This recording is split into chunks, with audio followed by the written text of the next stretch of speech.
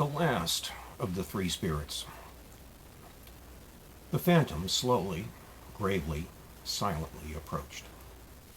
When it came near him, Scrooge bent down upon his knee, for in the very air through which the spirit moved, it seemed to scatter gloom and mystery.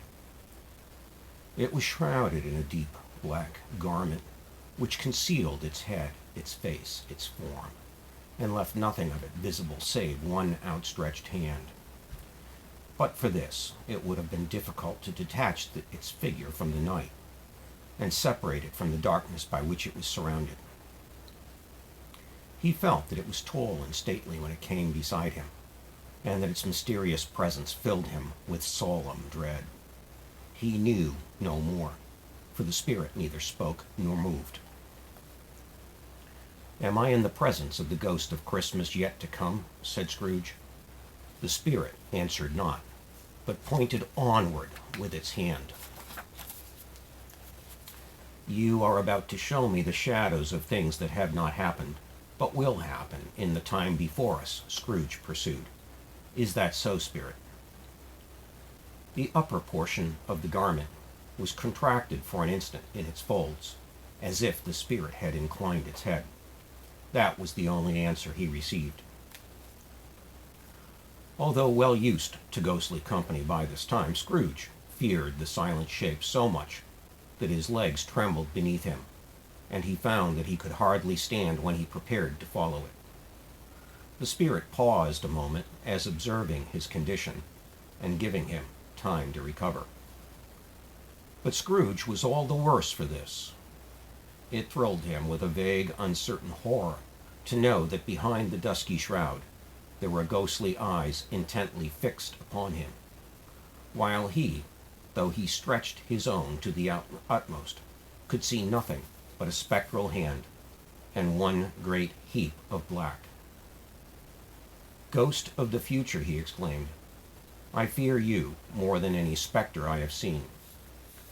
But as I know your purpose is to do me good, and as I hope to live to be another man from what I was, I am prepared to bear you company, and do it with a thankful heart. Will you not speak to me?" It gave no reply. The hand was pointed straight before them. "Lead on," said Scrooge. "Lead on. The night is waning fast, and it is precious time to me, I know. Lead on, spirit." The phantom moved away as it had come towards him. Scrooge followed in the shadow of its dress, which bore him up, he thought, and carried him along. They scarcely seemed to enter the city, for the city rather seemed to spring up about them, and encompass them of its own act. But there they were, in the heart of it, on 'change, amongst the merchants, who hurried up and down and chinked the money in their pockets, and conversed in groups, and looked at their watches, and trifled thoughtfully with their great gold seals, and so forth, as Scrooge had seen them often. The spirit stopped beside one little knot of businessmen. Observing that the hand was pointed to them, Scrooge advanced to listen to their talk. "No," said a great fat man with a monstrous chin. "I don't know much about it either way. I only know he's dead." "When did he die?" inquired another. "Last night, I believe." "Why, what was the matter with him?" asked a third, taking a vast quantity of snuff out of a very large snuff-box. "I thought he'd never die." "God knows," said the first with a yawn. "What has he done with his money?" asked a red-faced gentleman with a pendulous excrescence on the end of his nose, that shook like the gills of a turkey-cock. "I haven't heard," said the man with the large chin, yawning again. "Left it to his company, perhaps. He hasn't left it to me. That's all I know." This pleasantry was received with a general laugh. "It's likely to be a very cheap funeral," said the same speaker, "for upon my life I don't know of anybody to go to it. Suppose we make up a party and volunteer?" "I don't mind going if lunch is provided," observed the gentleman with the excrescence on his nose, "but I must be fed if I make one." Another laugh. Well, I am the most disinterested among you after all, said the first speaker, for I never wear black gloves and I never eat lunch. But I'll offer to go if anybody else will. When I come to think of it, I'm not all sure that I wasn't his most particular friend, for we used to stop and speak whenever we met. Bye-bye. Speakers and listeners strolled away and mixed with other groups. Scrooge knew the men and looked towards the spirit for an explanation. The phantom glided on into a street. Its finger pointed to two persons meeting. Scrooge listened again, thinking that the explanation might lie here. He knew these men also perfectly. They were men of business, very wealthy and of great importance. He had made a point always of standing well in their esteem, in a business point of view, that is, strictly in a business point of view. "How are you?" said one. "How are you?" returned the other. "Well," said the first, "Old Scratch has got his own at last, eh?" "So I'm told," returned the second. "Cold, isn't it?" "Seasonable for Christmas time. You're not a skater, I suppose?" "No, no, something else to think of. Good morning." Not another word. That was their meeting, their conversation, and their parting. Scrooge was at first inclined to be surprised that the spirit should attach importance to a conversation apparently so trivial. But, feeling assured that they must have some hidden purpose, he set himself to consider what it was likely to be. They could scarcely be supposed to have any bearing upon the death of Jacob, his old partner, for that was past. And this ghost province was the future. Nor could he think of anyone immediately connected with himself to whom he could apply them. But, nothing doubting that, to whomsoever they applied, they had some latent moral for his own improvement. He resolved to treasure up every word he heard, and everything he saw, and especially to observe the shadow of himself when it appeared. For he had an expectation that the conduct of his future self would give him the clue he missed, and would render the solution of these riddles easy. He looked about in that very place for his own image, but another man stood in his accustomed corner, and, though the clock pointed to his usual time of day for being there, he saw no likeness of himself among the multitudes that poured in through the porch. It gave him a little surprise, however, for he had been revolving in his mind a change of life, and thought and hoped he saw his newborn resolutions carried out in this. Quiet and dark beside him stood the phantom, with its outstretched hand. When he roused himself from his thoughtful quest, he fancied from the turn of the hand, and its situation in reference to himself, that the unseen eyes were looking at him keenly. It made him shudder and feel very cold. They left the busy scene and went into an obscure part of the town, where Scrooge had never penetrated before, although he recognized its situation and its bad repute. The ways were foul and narrow, the shops and houses wretched, the people half naked, drunken, slipshod, ugly. Alleys and archways, like so many cesspools, disgorged their offenses of smell and dirt and life upon the straggling streets, and the whole quarter reeked with crime and filth and misery. Far in this den of infamous resort there was a low-browed beetling shop, below a penthouse roof, where iron, old rags, bottles, bones, and greasy offal were bought. Upon the floor within were piled up heaps of rusty keys, nails, chains, hinges, files, scales, weights, and refuse iron of all kinds. Secrets that few would like to scrutinize were bred and hidden in mountains of unseemly rags. Masses of corrupted fat and sepulchres of bones, sitting in among the wares he dealt in by charcoal stove made of old bricks, was a gray-haired rascal, nearly 70 years of age, who had screened himself from the cold air without by frowsy curtaining of miscellaneous tatters hung upon a line, and smoked his pipe in all the luxury of calm retirement. Scrooge and the phantom came into the presence of this man, just as a woman with a heavy bundle slunk into the shop. But she had barely entered when another woman, similarly laden, came in too, and she was closely followed by a man in faded black, who was no less startled by the sight of them than they had been upon the recognition of each other. After a short period of blank astonishment, in which the old man, with the pipe, had joined them, they all three burst into a laugh. "Let the charwoman alone to be the first," cried she who had entered first. "Let the laundress alone to be the second, and the undertaker's man alone to be the third. Look here, old Joe, here's a chance, if we haven't all three met here without meaning it." "You couldn't have met in a better place," said old Joe, removing his pipe from his mouth. "Come into the parlor. You were made free of it long ago, you know, and the other two aren't strangers. Stop till I shut the door of the stop. Ah, how it squeaks. There aren't such a rusty bit of metal in the place as its own hinges, I believe. And I'm sure there's no such old bones here as mine. Ha, ha. We're all suitable to our calling. We're well matched. Come into the parlor. Come into the parlor." The parlor was the space behind the screen of rags. The old man raked the fire together with an old stair rod, and having trimmed his smoky lamp, for it was night, with the stem of his pipe, put it in his mouth again.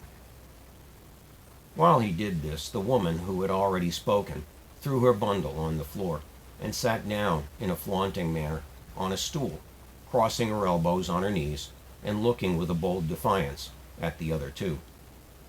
"What odds, then? What odds, Mrs. Dilber?" said the woman. "Every person has a right to take care of themselves. He always did."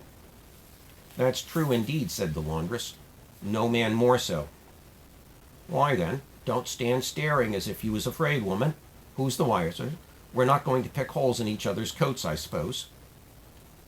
"No, indeed," said Mrs. Dilber and the man together.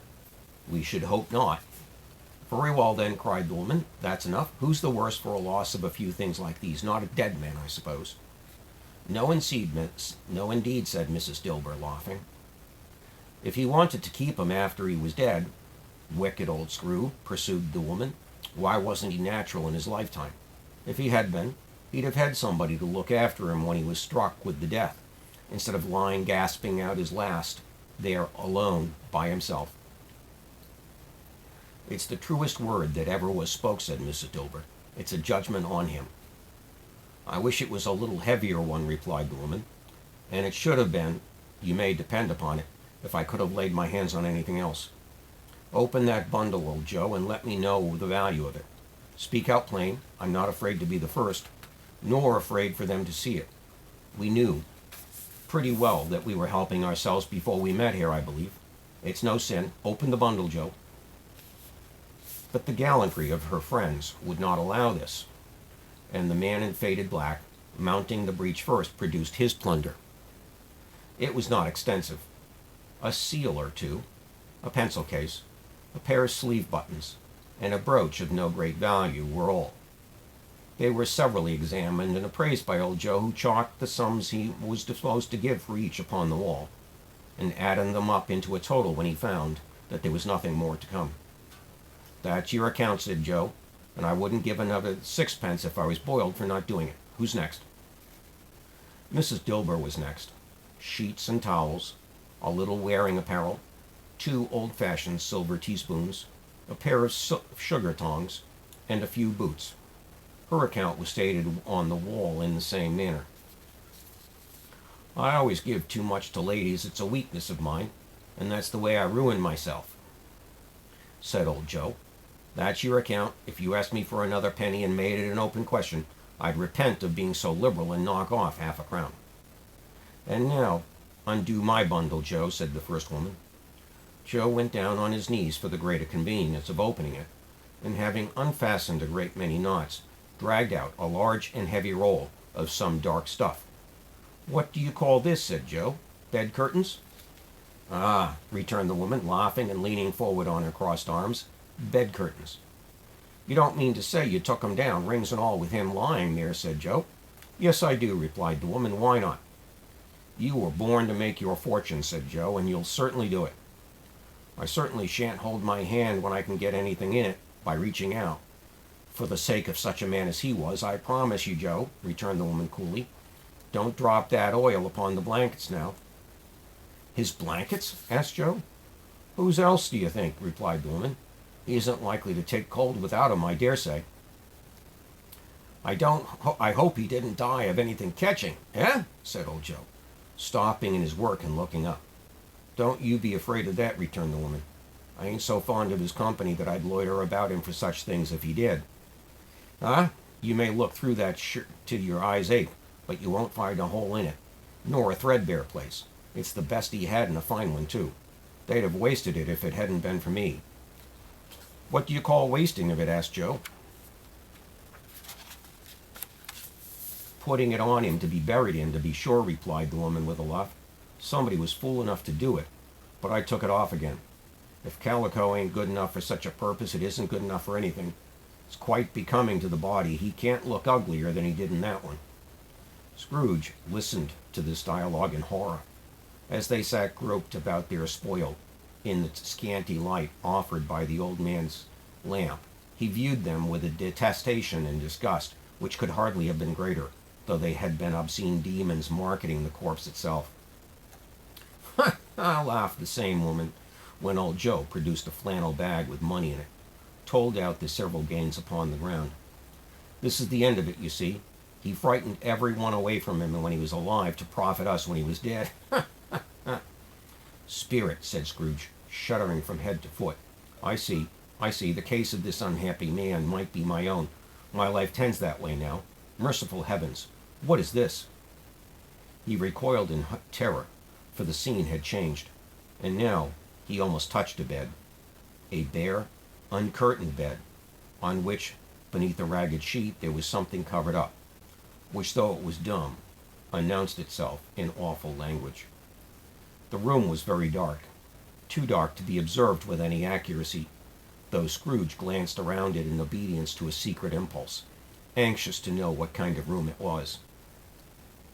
A pale light rising in the outer air fell straight upon the bed, and on it, plundered and bereft, unwatched and unwept, uncared for, was the body of this man.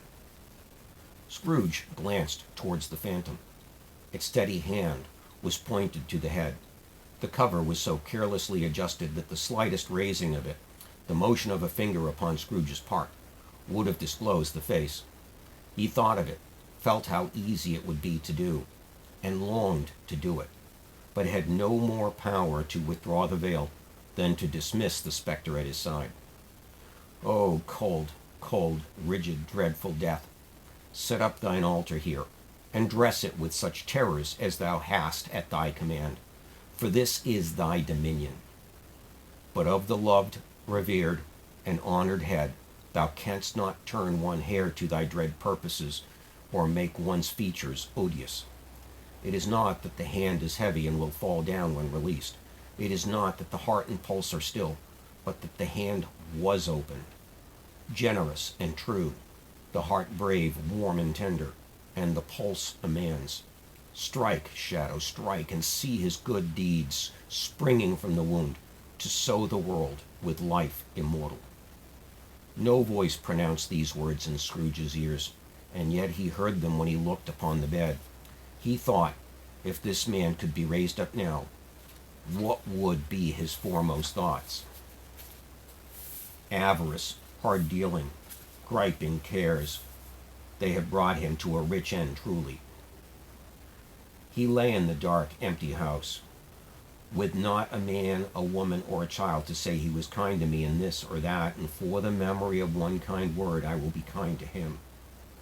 A cat was tearing at the door, and there was a sound of gnawing rats beneath the hearthstone. What they wanted in the room of death, and why they were so restless and disturbed, Scrooge did not dare to think. "Spirit," he said, "this is a fearful place. In leaving it, I shall not leave its lesson. Trust me, let us go." Still the ghost pointed with unmoved finger to the head. "I understand you," Scrooge returned, "and I would do it if I could. But I have not the power, Spirit, I have not the power."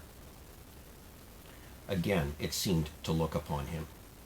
"If there is any person in the town who feels emotion caused by this man's death," said Scrooge, quite agonized, "show that person to me, Spirit, I beseech you." The phantom spread its dark robe before him for a moment, like a wing, and withdrawing it revealed a room by daylight, where a mother and child were. She was expecting someone, with anxious eagerness, for she walked up and down the room. started at every sound, looked out from the window, glanced at the clock, tried but in vain to work with her needle, and could hardly bear the voices of the children in their play. At length, the long-expected knock was heard. She hurried to the door and met her husband, a man whose face was careworn and depressed, though he was young. There was a remarkable expression in it now, a kind of serious delight of which he felt ashamed and which he struggled to repress.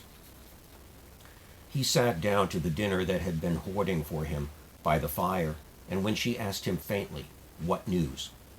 which was not until after a long silence, he appeared embarrassed now how to answer. "Is it good," she said, "or bad to help him?" "Bad," he answered. "We are quite ruined." "No, there is hope yet, Caroline." "If he relents," she said, amazed. "There is. Nothing is past hope if such a miracle has happened." "He is past relenting," said her husband. "He is dead." She was a mild and patient creature, if her face spoke truth. But she was thankful in her soul to hear it, and she said so with clasped hands. She prayed forgiveness the next moment, and was sorry, but the first was the emotion of her heart. "What the half-drunken woman whom I told you of last night said to me when I tried to see him and obtain a week's delay, and what I thought was a mere excuse to avoid me, turned out to have been quite true. He was not only very ill, but dying then. To whom will our debt be transferred? I don't know, but before that time we shall be ready with the money, and even though we were not, it would be bad fortune indeed to find so merciless a creditor in his successor. We may sleep tonight with light hearts, Caroline." Yes, soften it as they would, their hearts were lighter. The children's faces, hushed and clustered around to hear what they so little understood, were brighter, and it was a happier house for this man's death. The only emotion that Ghost could show him, caused by the event, was one of pleasure. "Let me see some tenderness connected with the death," said Scrooge, "or that dark chamber spirit which we left just now will be forever present to me." The ghost conducted him through several streets familiar to his feet, and as they went along, Scrooge looked here and there to find himself, but nowhere was he to be seen. They entered Bob Cratchit's house, the dwelling he had visited before, and found the mother and the children seated round the fire. Quiet, very quiet. The noisy little Cratchits were as still as statues in one corner, and sat looking up at Peter, who had a book before him. The mother and her daughters were engaged in sewing, but surely they were very quiet. And he took a child and set him in the midst of them. Where had Scrooge heard those words? He had not dreamed them. The boy must have read them out as he and the spirit crossed the threshold. Why did he not go on? The mother laid her work upon the table and put her hand up to her face. "The color hurts my eyes," she said. "The color? Ah, poor Tiny Tim." "They're better now again," said Cratchit's wife. "It makes them weak by the candlelight, and I wouldn't show weak eyes to your father when he comes home for the world. It must be near his time." "Past it, rather," Peter answered, shutting his book. "But I think he has walked a little slower than he used these last few evenings, Mother." They were very quiet again. "At last," she said, and in a steady, cheerful voice that only faltered once, I have known him walk with Tiny Tim upon his shoulder very fast indeed." "And so have I," cried Peter. "Often." "And so have I," exclaimed another. "So had all." "But he was very light to carry," she resumed, intent upon her work, "and his father loved him so that it was no trouble. No trouble. And there is your father at the door." She hurried out to meet him, and little Bob and his comforter, he had need of it, poor fellow, came in. His tea was ready for him on the hob, and they all tried who should help him to it most. Then the two young Cratchits got upon his knee and laid each child a little cheek against his face, as if they said, Don't mind it, Father. Don't be grieved. Bob was very cheerful with them and spoke pleasantly to all the family. He looked at the work upon the table and praised the industry and speed of Mrs. Cratchit and the girls. They would be done long before Sunday, he said. Sunday? You went today then, Robert, said his wife. Yes, my dear, returned Bob. I wish you could have gone.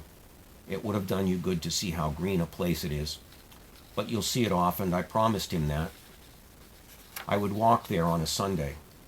My little child, cried Bob, my little child.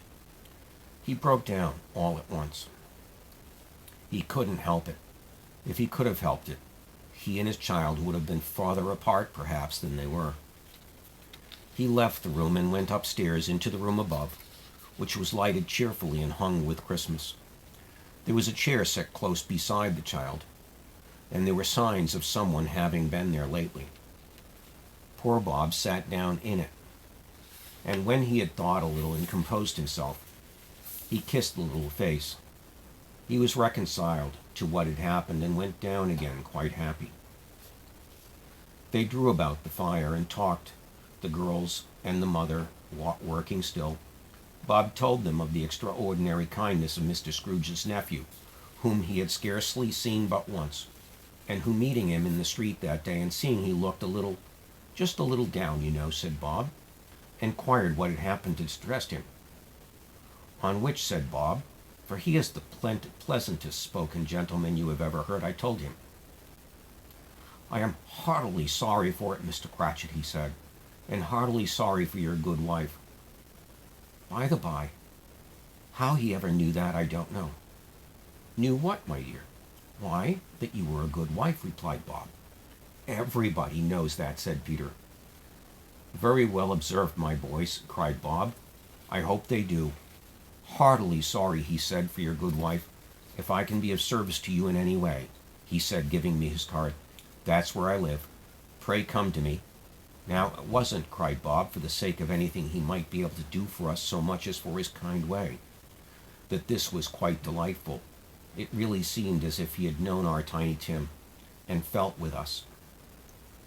I'm sure he's a good soul, said Mrs. Cratchit. You would be sure of that, my dear, if you saw and spoke to him.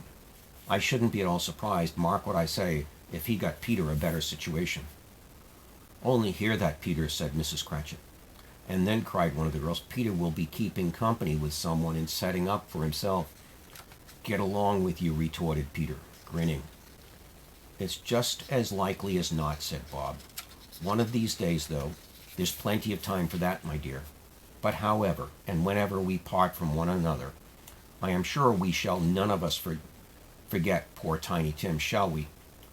Or this first parting that there was among us. Never, Father, they cried all. And I know, said Bob, I know, my dears, that when we recollect how patient and how mild he was, although he was a little child, we shall not quarrel easily among ourselves and forget poor Tiny Tim in doing it. No, never, Father, they all cried again. I'm very happy, said little Bob. I'm very happy. Mrs. Cratchit kissed him, his daughters kissed him, and the two young Cratchits kissed him, and Peter and himself shook hands. Spirit of Tiny Tim, thy childish essence was from God. Spectre, said Scrooge, something informs me that our parting moment is at hand. I know it, but I know not how. Tell me what man whom we saw lying dead. The ghost of Christmas yet to come conveyed him as before, though at a different time he thought indeed there seemed no order to these later visions, save that they were in the future, into the resorts of business men, but showed him not himself. Indeed, the spirit did not stay for anything, but went straight on as to the end just now desired, until besought by Scrooge to tarry for a moment. This court, said Scrooge, through which we hurry now, is where my place of occupation is, and has been for a length of time. I see the house. Let me behold what I shall be in days to come. The spirit stopped. The hand was pointed elsewhere. The house is yonder, Scrooge exclaimed. Why do you point away? The inexorable finger underwent no change. Scrooge hastened to the window of his office and looked in. It was an office still, but not his. The furniture was not the same, and the figure in the chair was not himself. The phantom pointed as before. He joined it once again, and wondered why and whither he had gone, accompanied it until they reached an iron gate. He paused to look round before entering. A churchyard.